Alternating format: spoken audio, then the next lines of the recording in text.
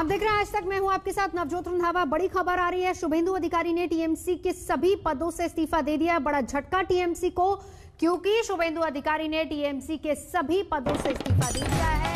विधायक पद से पहले ही अपना त्याग पत्र वो दे चुके थे।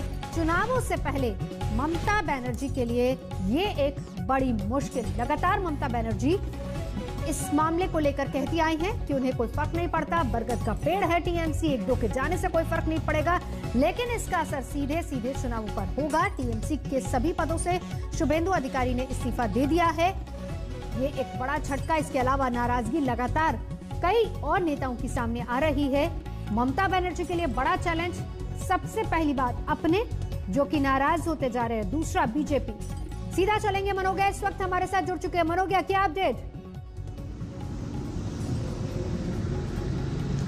बिल्कुल, जैसा आपने कहा, सारे पदों से इस्तीफा दे दिया है शुभेंदु अधिकारी ने। अब पूर्व तृणमूल कांग्रेस के नेता हो गए हैं। अभी तक तृणमूल कांग्रेस के नेता थे, लेकिन विधायक पद से इस्तीफा दिया था। विधायक पद के इस्तीफे के बाद भी जो स्पीकर है, उन्होंने ये साफ कर दिया कि अभी इसे हमने इसे स्वीकार किया है कि अस्वीकार किया है, इसका फैसला जांच के बाद होगा। तो पार्टी से अगर उन्होंने इस्तीफा दिया है विधायक पद से, पार्टी अभी भी नहीं छोड़ रही है। इसे कहते हैं जाते जाते थोड़ी परेशानी तो ले जाइए। लेकिन वहीं साथ ही साथ दूसरी तरफ, भले ही उन्होंने सारे पद से इस्तीफा दे दिया हो और अब अपना रास्ता साफ कर लिया हो, एक मंच पर एक साथ दिखने का 19 तारीख को, जैसा कि पार्टी सोर्सेज कह रहे हैं, अमित शाह के साथ नजर आएंगे रैली में मिदनापुर में, जिसे शो ऑफ स्ट्रेंथ भी माना जा रहा है। अपनी ताकत का नजारा दिखाने का एक मंच भी माना जा रहा है, जहां दोनों साथ में होंगे। लेकिन उसके साथ साथ अभी तक जिस तरह से राजनीति की गतिविधियां बढ़ रही हैं, वहीं दूसरी ओर आईपीएस अधिकारियों पर भी अब सवाल खड़े हो गए हैं। भले ही केंद्र सरकार ने साफ कह दिया हो कि ये तीनों आईपीएस अधिकारी राजीव मिश्रा के साथ साथ प्रवीण त्रिपाठी और भोलानाथ पांडे को अभी उनके तीनों पदों पर आसीन करके जल्द से जल्द भेजा जाए अगले 5 वर्षों के लिए। ममता बनर्जी ने कुछ ही मिनट पहले ट्वीट करके साफ कर दिया है कि केंद्र सरकार ऐसा नहीं कर सकती। केंद्र बनाम राज्य, टीएमसी बनाम बीजेपी, ये जारी है और अगले कई दिनों तक कई गुना ज्यादा बढ़ेगा।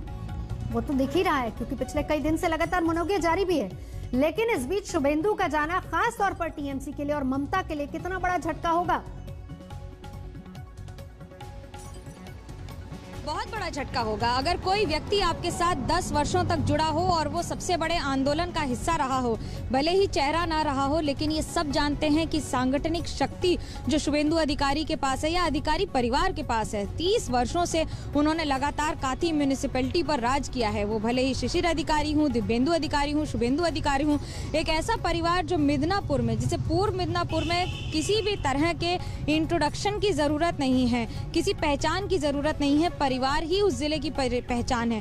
19 सीटें हैं। आप अंदाजा लगा सकते हैं कि 19 के अलावा आसपास के जिलों की जो सीटें हैं उन पर भी कितना असर होगा। अगर ये पूर्व और पश्चिम मिदनापुर छोड़ भी दे, जैसे ही इस्तीफा दिया था विधायक पद से, वो असेंबली से निकलने के बाद अपने जिले नहीं गए थे, वो गए सीधा बर्दवान, जहां पर वो कई दिनों तक इंचार्ज भले ही ना रहे हों, लेकिन वो रास्ता लगातार उन्होंने अख्तियार किया है मुर्शिदाबाद, मालदा जाने के लिए। अब इस रूट से ही आप अंदाजा लगा लीजिए कि दक्षिण बंगाल से उत्तर बंगाल तक का सफर भले ही शुभेंदु बहुत आसान न कर सकें, लेकिन थोड़ी कठिनाई और समस्या बीजेपी के लिए कम जरूर कर देंगे। लेकिन इस बीच मनोज्ञा, बड़ी बात तो ये है कि ये इकलौता नाम नहीं है, नाराजगी और भी सामने आ रही है। बिल्कुल, अभी तक जो नाराजगी चुप्पी में तब्दील हो गई थी, वो अब नाराजगी खुलकर सामने आ रही है। जो लोग डर रहे थे कुछ भी बोलने में, अपनी बात रखने में, वो अब एक के बाद एक इस्तीफे में नजर आ रहे हैं। आज ही डिस्ट्रिक्ट लेवल पर 5 अगर इस्तीफे पड़ गए हैं, तो ये अपने आप में बता रहा है कि मालदा जिले के 5 अगर जिला के कार्यकर्ताओं और पदाधिकारियों ने इस्तीफा दे दिया है, तो आने वाले दिनों में ये इस्तीफों की हो सकता है सिर्फ शुरुआत हो। जो अभी तक कई ऐसे नेता हैं जो कह रहे हैं कि हम जाएं कि नहीं जाएं, इस पर विचार नहीं कर पा रहे हैं, अब उनके लिए रास्ता साफ होता जा रहा है। दीदी की तरफ से, ममता बनर्जी की तरफ से लगातार ये आरोप लग रहे हैं कि बीजेपी पैसा दे रही है, बीजेपी लोगों को धमका रही है। उनके बड़े बड़े नेताओं को, जैसे सुब्रतो बख्शी जो सबसे करीबी नेताओं में माने जाते हैं, उन्हें फोन करके कह रही है चाय पर आइए, बैठते हैं, मुलाकात करते हैं, बात करते हैं, बीजेपी में सम्मिलित होइए। साम दाम दंड भेद, राजनीति का यही है खेल। लेकिन इसके साथ साथ जहां एक और आप अगर देखें तो बीजेपी आगे बढ़ रही है, तो वहीं दूसरी ओर टीएमसी से लगातार मनोज्ञा, इस बीच एक और बड़ी खबर कि 3 आईपीएस ऑफिसर्स पर भी गाज गिरी है। ममता बनर्जी ने केंद्र के आदेश को अधिकारों पर चोट बताया। आपको बताएं कि तीनों आईपीएस को डेपुटेशन पर दिल्ली बुला लिया गया है और इसी को लेकर ममता बनर्जी ने ट्वीट किया, कहा कि केंद्र के आदेश का सीधा सीधा वो विरोध करती हैं और 3 आईपीएस ऑफिसर्स के तबादले पर अब तनातनी आगे और ज्यादा बढ़ेगी। मनोज्ञा, बिल्कुल जैसा मैंने कहा, राजीव मिश्रा के साथ साथ प्रवीण त्रिपाठी, भोलानाथ पांडे, इनके खिलाफ एक्शन इसलिए लिया गया था क्योंकि ये जिम्मेदार माने जा रहे थे जब जेपी नड्डा के काफिले पर हमला हुआ था और बुलेट प्रूफ गाड़ी होने की वजह से वो बच गए, लेकिन बाकी कई नेताओं को चोट लगी थी। इस चोट के बाद जिस तरह से केंद्र सरकार ने और गृह मंत्रालय ने इसको कंसिडर किया है और इस पर कार्रवाई की है, ये अपने आप में बता रहा है कि सब कुछ ठीक नहीं है। पहले उन्हें डेप्यूटेशन पर बुलाया गया और अब ममता बनर्जी ने भी कह दिया है ट्वीट करके कि ये जो सांगठनिक जो संविधान की प्रक्रिया होती है उसका उल्लंघन भी है और इस तरह की बातों को माना नहीं जाएगा। तो केंद्र बनाम राज्य कोई नई बात नहीं है। कभी पैसे पे लड़ाई हो रही है, कभी अम्फन के पैसे पे लड़ाई हो रही है, कभी केंद्र सरकार की नीतियों पर, तो कभी केंद्र सरकार की भेजी हुई स्कीम्स को इम्प्लीमेंट नहीं करके। लेकिन ये पहली बार नहीं है। हालांकि ये एक और अध्याय जुड़ गया है इस पूरे पुराण में जिसमें लगातार सिर्फ और सिर्फ लड़ाई है। बिल्कुल, नजर आप बनाए रखिए। शुक्रिया पूरी जानकारी के लिए। मनोज्ञा लोहीवाल पूरी जानकारी दे रही थी। आगे बढ़ेंगे। अटारी बॉर्डर से जो बड़ी खबर है कि बीएसएफ ने 2 पाकिस्तानी घुसपैठियों को मार गिराया। घने कोहरे का फायदा उठाकर घुसपैठी सरहद में दाखिल होने की फिराक में थे। मारे गए घुसपैठियों के पास से भारी मात्रा में हथियार भी बरामद किया गया है। पाकिस्तान की तरफ से कितनी बड़ी साजिश हो रही है हिंदुस्तान में, देखिए। पहली बात, कोहरे का फायदा उठाकर अटारी बॉर्डर से घुसने की कोशिश, 2 घुसपैठिए मारे गए। अनंतनाग में हमला, वो तस्वीर भी लगातार हम आपको दिखा रहे हैं। सुरक्षा बल पर आतंकवादी हमला अनंतनाग में, वो तस्वीर लगातार आपको दिखा रहे हैं। सरहद पर किस तरीके से पाकिस्तान लगातार साजिश पे साजिश रच रहा है, जिसका मुंह तोड़ जवाब हमारे जवान भी दे रहे हैं। अटारी पर साजिश नाकाम, 2 घुसपैठिए मारे गए हैं जिनके पास से हथियार भी बरामद हुआ है। वहीं अनंतनाग में ग्रेनेड अटैक और उसमें एक जवान घायल हुआ है। बीजेपी की रैली से पहले ही वो अटैक हुआ। 1 किलोमीटर का एरिया है जहां पर वो अटैक हो। उससे पहले ये तस्वीरें अटारी की, जहां पर पाकिस्तान की साजिश फिर नाकाम हुई है।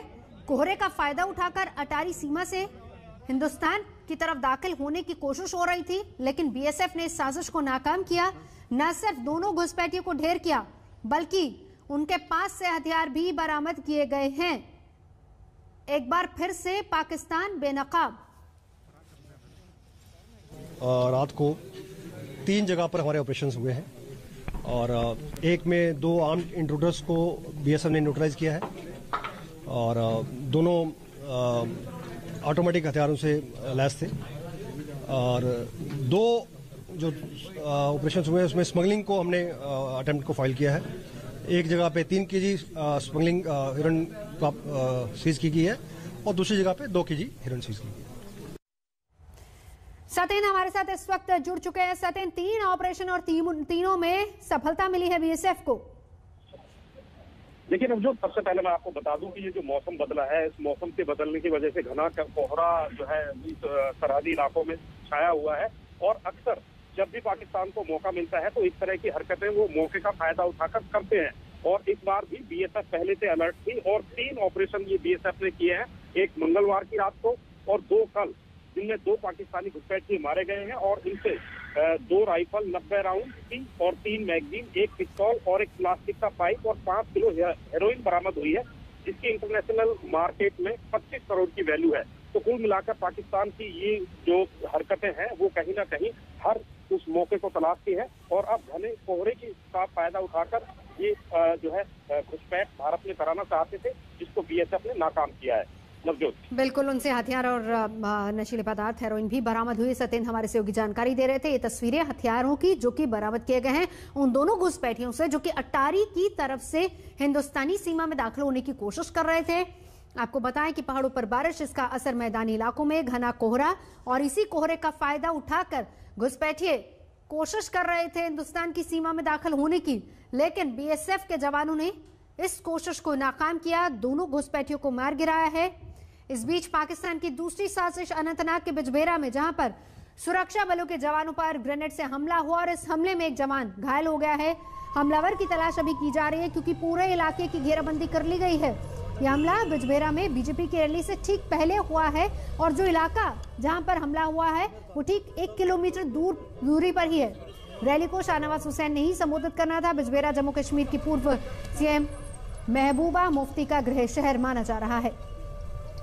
इस बीच आज अनंतनाग जिले के गुंडा बाबा खलील इलाके में भी एनकाउंटर हुआ, जिसके बाद एक आतंकी मारा गया। उसके पास से हथियार बरामद हुआ। हिजबुल मुजाहिदीन के आतंकी अजीर अब्बास लोन को जख्मी हालत में अस्पताल में भर्ती करवाया गया है। शाहनवाज हुसैन की रैली में सुरक्षा के अब और सख्त इंतजाम कर दिए गए हैं क्योंकि इलाका वही जहां पर रैली होनी थी, 1 किलोमीटर का एरिया, पूरे इलाके को घेर कर अभी फिलहाल सर्च ऑपरेशन वहां पर चल रहा है।